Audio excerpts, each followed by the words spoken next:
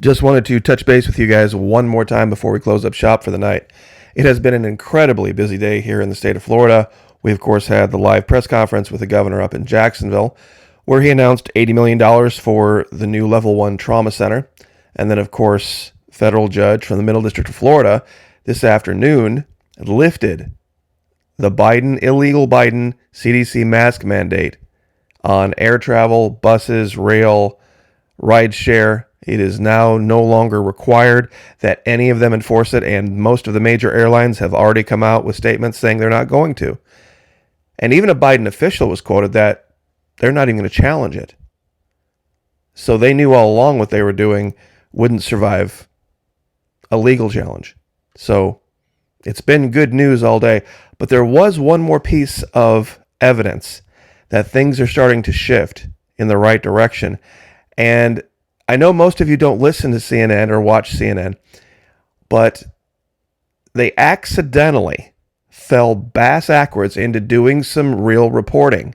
And I wanted to cover this. It was going to be my lead today, but with everything else happening, it just kind of got pushed to the back. 17 April 2022, analysts say China's lockdown could have, quote unquote, economic fallout. Well, of course, it's going to have economic fallout, but it's the specifics that's going to make a lot of people go, there could be a silver lining to all this. Nearly 400 million people across 45 cities in China are under full or partial lockdown as part of China's strict zero COVID policy. Together, they represent 40% or 7.2 trillion of annual gross domestic product for the world's second largest economy. Analysts are ringing warning bells, but say investors aren't properly assessing how serious the global economic fallout might be from these prolonged isolation orders.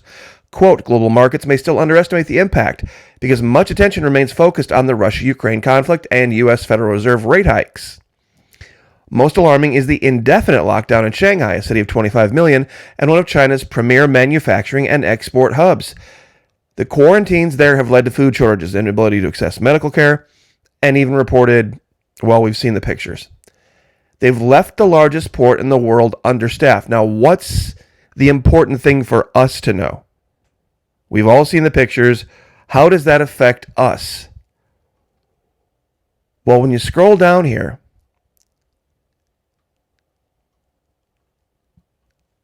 American economic leaders believe decoupling is already underway, meaning the global nature of economies is starting to fall apart, and it may never build itself back up again.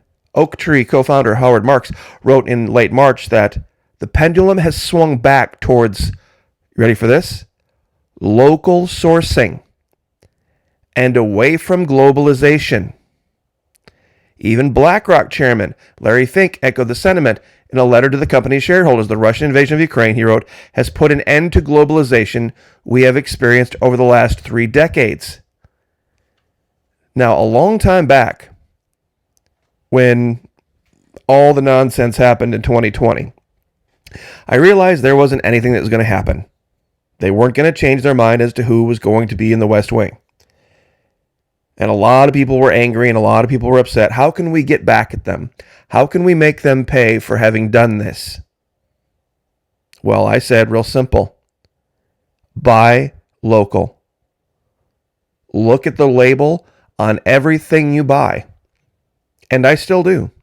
If it comes from Michigan, if it comes from Pennsylvania, if it comes from Nevada, if it comes from Arizona, if it comes from Wisconsin or Minnesota, it goes back on the shelf. No questions asked. And it does. It sometimes makes things a little bit more expensive. You don't get as much out of the budget, but I really focused on Florida, buying things from Florida. And I know everybody out there can't. But you can buy things from states that are not Michigan, Wisconsin, Minnesota, Pennsylvania, Arizona, and Nevada. The 6 states in question. Those of you who know about the 2020 election know what I'm talking about. Very simple. Deprive them of income. Make them pay.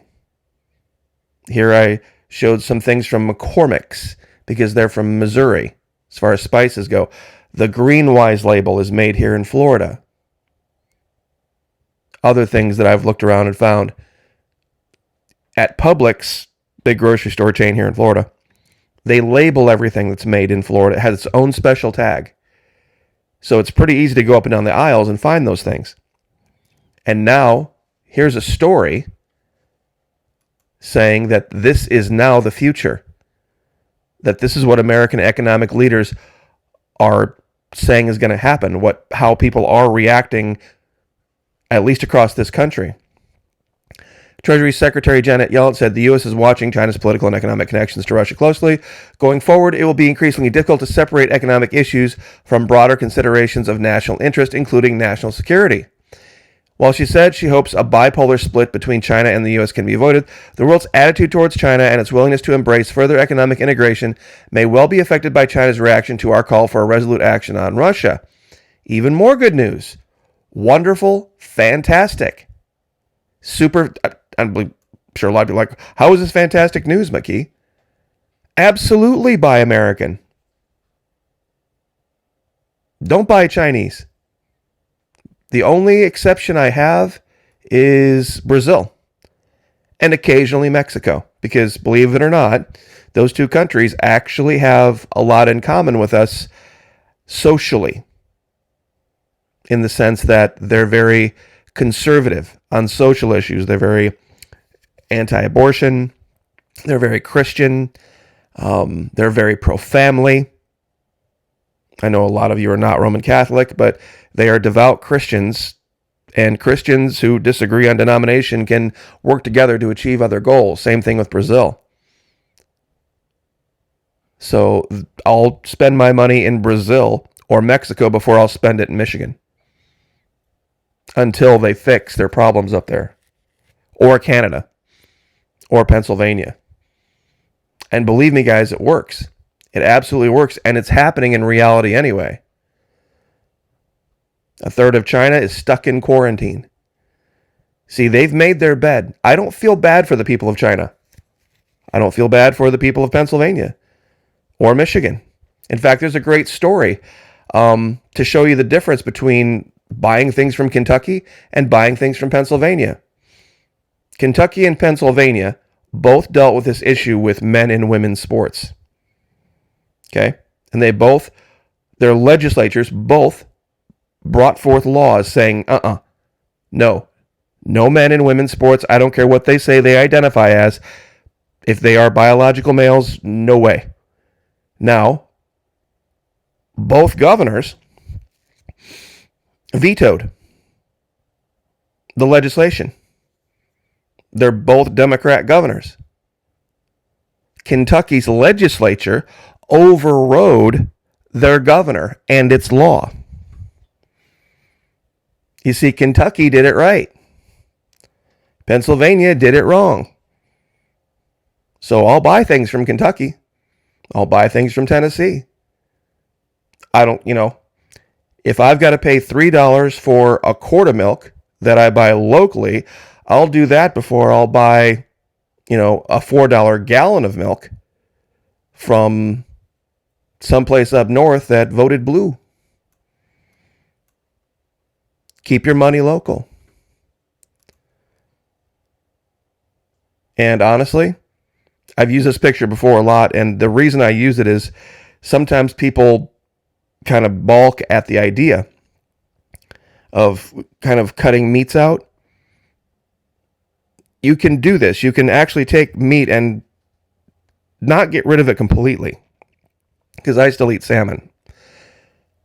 But you can use smaller portions of it and replace it with things that will make your budget stretch farther and will help your neighbors out and will be healthier for you all at the same time. It's got all of these wonderful benefits all wrapped up in one. And that's why I talk about things like this. So anyway, and one last thing. Patriot Nurse had talked about creating solutions for if you're dehydrated to replace salts. I'm sure many of you might remember that video a couple days ago. One thing you can do is you can buy Gatorade, just the syrup alone, the concentrate, and you can make your own strength of Gatorade, so to speak. They have all of these different drinks in that aisle where you have the Gatorade Light, or the Gatorade regular flavor, whichever one, low cal or whatever it is. You can basically make your own flavor and get it to wherever you want it when you have the syrup. Each one of these jugs that you're looking at can make up to 6 gallons of the normal Gatorade, the grape. Now, if you wanted to go with the light version, you could probably make up to 12 per jug. So, and this is all of the different things that the electrolytes that the Patriot Nurse was talking about. And it's an easy way to store a lot of Gatorade. And you can make it in whatever strength you want to make it. And you can get it off Amazon. You get the big case, and there's 6 big jugs in it. And I think you can only see 4 in this picture. But, if you tried to stretch it out, 12 gallons per jug, 72 gallons of Gatorade, that's a lot of Gatorade, just to have one little tiny shelf. So anyway, but I'll leave it there. So a lot of good news out there, folks.